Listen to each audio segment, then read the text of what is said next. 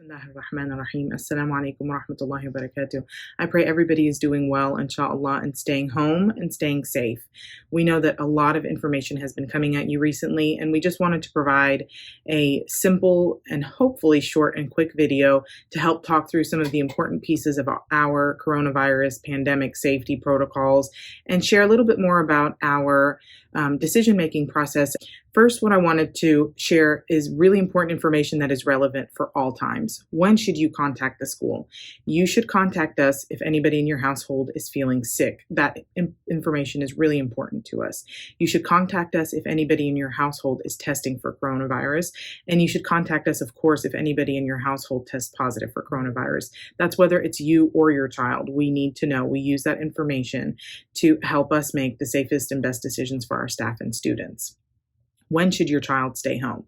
Your child should stay home when they're feeling sick. And honestly, if somebody in your household is feeling sick, your child should probably stay home as well. We know that's extra cautious, but what you do affects what we do on campus.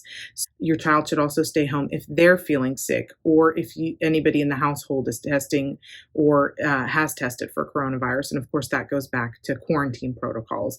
We have all of this information available. We're going to post it on our website, and our coronavirus response team is also available for any questions that you might have. Also have shared previously some pandemic safety information, and that's also important. While I know everybody is so tired of the pandemic, we are too.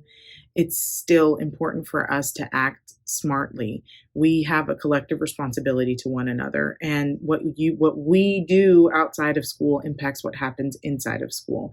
So just a reminder, have a daily wird or dua that you make for protection in the morning and in the evening. Of course, we do that in our morning dua and at the end of the day at our school, but those are important practices in your home as well. Wear masks when you go out. When you are around people who are not from your household, wear masks. Avoid large gatherings. Having big social events and not wearing masks is just risky behavior.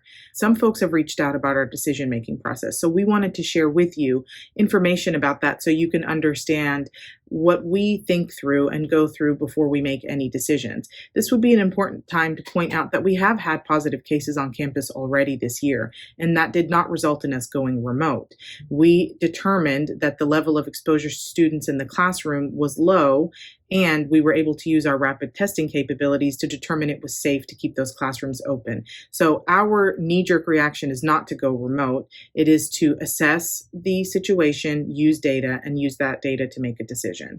So regarding our daily decision-making process, what we do is we have a health tracker that tracks student absences, illnesses, any symptomatic behavior, and any exposure. We update that daily and we check it daily. After that, we also do daily testing of a selection of students and staff across the building. We also use that information, and alhamdulillah, thankfully, it has, up until Monday, has always been negative, alhamdulillah. In addition to that, we keep in regular contact with our parents. So we have multiple steps that we go through daily, and it's based on that information that we then determine if there is a threat to our staff and students. Now, what happened on Monday, August 30th? We did just want to explain that to you guys so you can understand the level of rigor that we exercise before making any decisions. And this is also done in consultation with our COVID response team, which has 2 practicing physicians. Monday morning, as per usual, we were checking our daily health tracker, looking at absences, illnesses, things like that. We discovered that there were 5 classes with students who were not feeling well. Most of those classes were actually in our ECD and early elementary classrooms. Then, around the same time, we received a phone call from a parent, God bless her, who let us know that her child tested positive. That triggered us testing every student in that child's classroom, which yielded 2 more positive results. And we went ahead and tested every student in every classroom in kindergarten through 8th grade, a few students in the early childhood classrooms as well.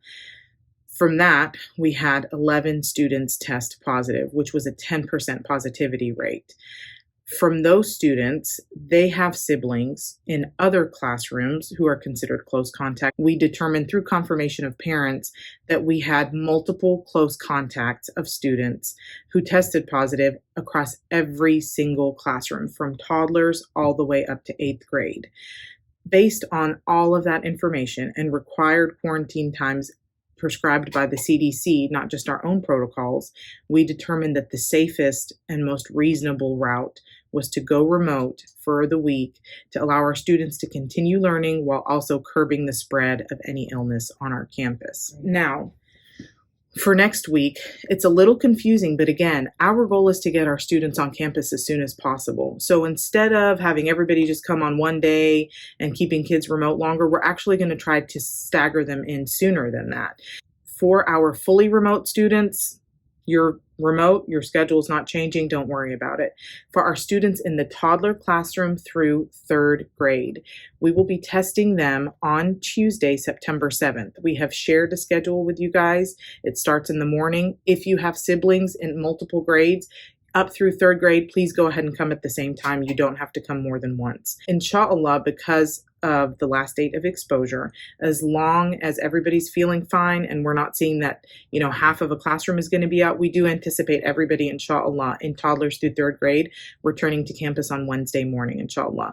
For our kiddos in fourth and eighth grade, based on their last date of exposure, they will come in, they'll have class in the morning remotely on Wednesday. Tuesday, they're going to have class normal. Wednesday, those kiddos are going to have class in the morning. And then starting at 12, we are going to cycle through and test fourth through eighth grade. And we hope to have them on campus, inshallah, Thursday morning. Of course, we have tested our staff and we will continue to test our staff to make sure that we have the folks that we need to keep our classrooms open and running, inshallah. If you have any questions about anything that we've shared, please contact us. We have a survey that we would like to share with our parents to gauge their risk tolerance level as when it comes to pandemic safety and how the school is handling things. Again, if you have any questions, please let us know. We ask Allah to lift this tribulation from the whole world and to keep everybody safe and sound and healthy, inshallah. We're counting on you to make smart and safe decisions, and we're doing our best to do the same on our end, inshallah. Jazakumullah khair. Wassalamu alaikum wa rahmatullahi wa barakatuh.